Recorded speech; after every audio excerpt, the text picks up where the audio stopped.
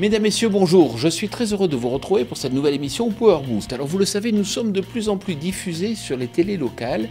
Et par exemple, cette semaine dans le sud-est de la France, nous démarrons notre diffusion sur Télé Locale Provence. Sans plus tarder, je vous invite à retrouver notre rubrique Les News en partenariat avec l'hebdomadaire Machinisme Actualité.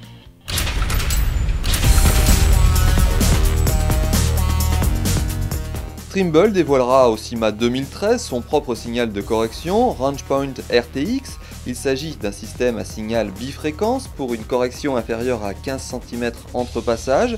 Il utilise ainsi indifféremment le signal satellitaire GPS ou GLONASS. Le temps d'initialisation de RangePoint RTX s'échelonnera selon les cas entre 1 minute et un maximum de 5 minutes. Ce signal de correction sera débloqué pendant l'abonnement souscrit. Dès mars 2013, tout utilisateur d'un récepteur Trimble CFX 750 ou FMX bénéficiera d'un an d'utilisation gratuite de la correction RangePoint RTX. Pour travailler toujours plus large et à une vitesse de plus en plus élevée, le constructeur danois Agrometer propose un épandeur, le SDS 7200. Image.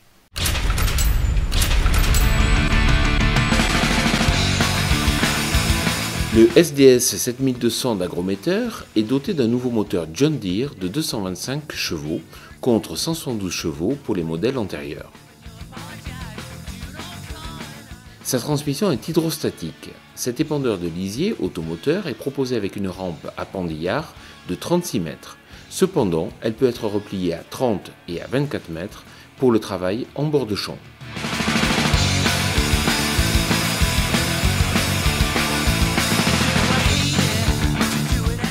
Power Boost sera présent début février dans le cadre du salon Rétromobile à la Porte de Versailles à Paris. Alors vous le savez, chaque année on trouve des véhicules anciens, certains sont particulièrement étonnants. Cette année, vous allez le voir, on va trouver un objet dans le cadre d'une vente aux enchères qui lui aussi est surprenant.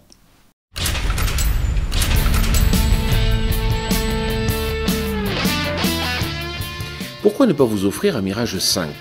Cet avion de chasse de Dassault Aviation est apparu en 1967. Il sera un des lots vedettes mis en vente par Arcurial lors du salon Rétromobile. Cet avion dérivé du Mirage 3 a été conçu pour l'attaque au sol par temps clair, mais il a rapidement évolué en avion multirôle, capable de missions de reconnaissance, de chasse ou d'interception.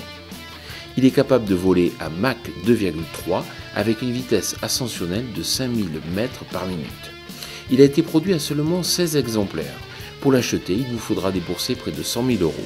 Mais, précision importante, il est vendu désarmé et interdit de vol. Avis aux amateurs.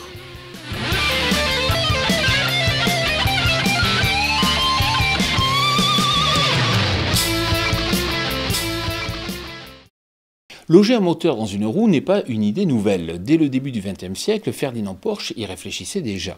Vous allez voir, cela présente de nombreux avantages et en particulier dans le cadre de la solution proposée par Michelin.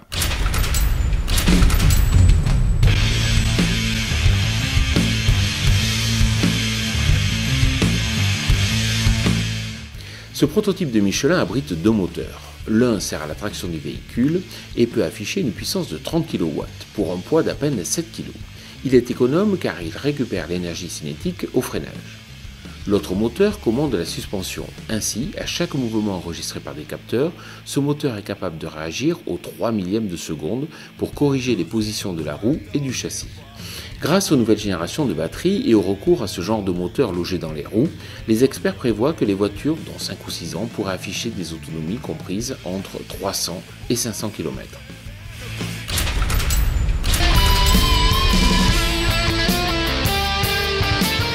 Ce petit tracteur a été étudié pour des secteurs d'activité tels que l'arboriculture et la viticulture. Bien que très étroit, le stockage de l'énergie sous la cabine lui donne une excellente maniabilité et une très bonne stabilité avec un centre de gravité très bas.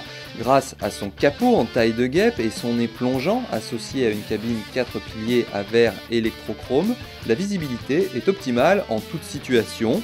Ses lignes tendues, une face avant très expressive, voire animale, donnent à cette machine un style dynamique et enthousiasmant. Fin février se déroulera au parc d'exposition de Villepinte, au nord de Paris, le salon CIMA. Il y a quelques semaines, l'hebdomadaire Machinisme Actualité expliquait que tous les constructeurs de semoirs allaient dévoiler des modèles permettant la coupure rang par rang de ces semoirs. Or, si on a un semis de précision, cela impose aussi une semence de qualité, une semence dont l'enrobage est parfaitement bien réparti pour avoir les meilleures qualités balistiques. On écoute Philippe Roux du CNIS. Pour avoir un semis de qualité, les agriculteurs recherchent avant tout la précision, voire même, si c'est possible, le semis graine à graine.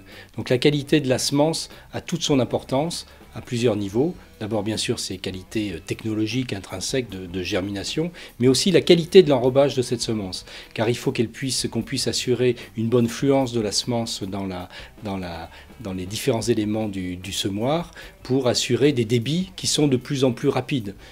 C'est une tendance importante au niveau des agriculteurs. On a parlé de la précision tout à l'heure, mais c'est aussi bien sûr la rapidité du chantier de semis. La qualité de l'enrobage est très importante dans le transport de la graine dans les tuyaux. On peut comparer ça à une balle et à de la balistique. Il faut pouvoir amener le plus rapidement possible et le plus précisément possible la semence au contact du sol. Et c'est ce qui est important pour l'agriculteur dans son chantier de semis. Donc cet enrobage et cette qualité de l'enrobage est assuré par les stations de semences de traitement industriel qui font des semences certifiées, qui ont des outils eux aussi de plus en plus précis et de plus en plus pointus qui permettent d'assurer justement la bonne application du produit sur la semence et donc une bonne régularité de semis pour l'agriculteur, ce qui est important puisque l'implantation, la réussite de l'implantation de la culture est un facteur clé de la réussite de la culture.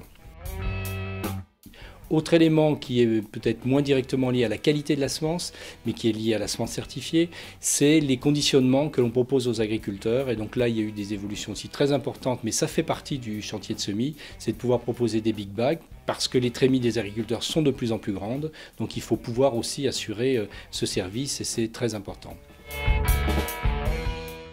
Comme chaque semaine, je vous invite à découvrir un lycée agricole qui a participé au concours Champs-Élysées. Christine, 15 ans. Alexandre, 17 ans. Pierre, 18 ans. Wendell, 18 ans. Hugo, 17 ans. Alan, 18 ans. Morgane, 17 ans. Estelle, 17 ans. Pierre-Etienne, 18 ans et demi. Bienvenue en Bretagne, au lycée de Kerlebost. Morgane, plutôt sympa ce lieu. Qu'est-ce que vous apprenez ici, à partir de quelle classe? Donc notre lycée offre différentes formations, donc de la 4e au BTS. Donc plusieurs bacs sont possibles, bac général et technologique ainsi que professionnel. Brigitte, bonjour. Bonjour. Vous êtes directrice adjointe au sein de ce lycée, vous êtes aussi porteuse de projet. Et quand je vois cette salle, je trouve qu'il y a plein de choses intéressantes, de l'audiovisuel notamment. C'est vrai que vous avez cette ouverture d'esprit ici? Oui, nous avons beaucoup de projets. C'est un lycée qui bouge beaucoup. En éducation socioculturelle, nous formons nos élèves à l'étude de l'image et du montage audio et photo. Donc c'est une formation que nous développons grâce à la pertinence et à la compétence d'une enseignante en éducation socioculturelle. Un deuxième axe qui nous intéresse aussi dans le lycée de Kerlebost, c'est l'utilisation pédagogique très forte, très engagée de l'exploitation du lycée, qui sert vraiment de support pédagogique avec beaucoup de travaux pratiques. Alors, je fais doucement parce que nous sommes en plein cours de maladies céréales. Christine, bonjour. Bonjour. Alors, vous êtes enseignante en matière socio-culturelle ici. Alors moi, quand je regarde un peu, je trouve qu'à la fois, il y a un effectif dans les classes qui est réduit, et ça c'est bien, et puis en même temps, il y a un côté familial. Oui, c'est un peu notre marque de fabrique.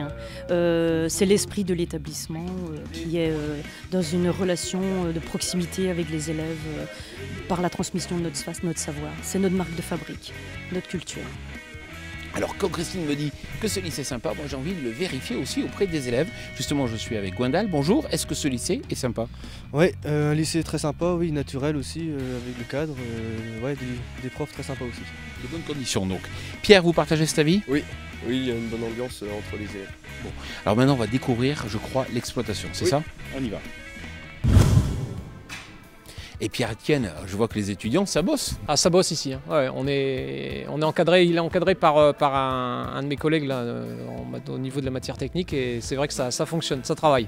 Alors pourtant, le projet que vous avez déposé dans le cadre du concours Chance et Lycée, c'était pas du tout sur les productions animales. Non, c'était sur une problématique de production végétale, et plus précisément sur l'implantation de la culture du blé en système TCS. Alors d'où est partie l'idée? Alors l'idée est partie d'un constat. On a constaté que, en fait, suite à l'augmentation de surface de l'exploitation d'une trentaine d'hectares, il fallait trouver des moyens pour permettre aux chefs d'exploitation de réduire l'impact du temps de travail passé sur les cultures.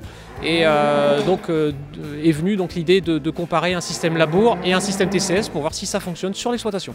Hugo, l'idée c'était de supprimer la charrue? Non, absolument pas. Notre objectif était, dans le cadre de notre protocole, comparer le coût d'implantation d'un hectare de blé en Bretagne, donc selon différentes techniques culturales, conventionnelles avec labour ou TCS, technique culturelle simplifiée.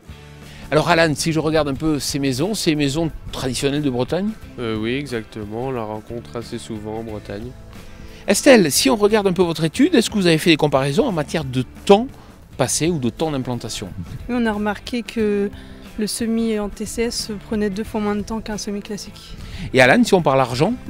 L'implantation du blé est 3 fois moins chère en coût d'implantation que le labour. Alors pour tout savoir sur cette étude, bien sûr, il faut lire le rapport. Alexandre, qu'est-ce que vous faites là? Là, je suis en train de calculer la quantité d'azote qui se trouve dans les jus de tiges de blé. Est-ce que ça a été important dans votre essai? Oui, car c'est un des outils de pilotage que nous avons utilisé pour la conduite de cette culture.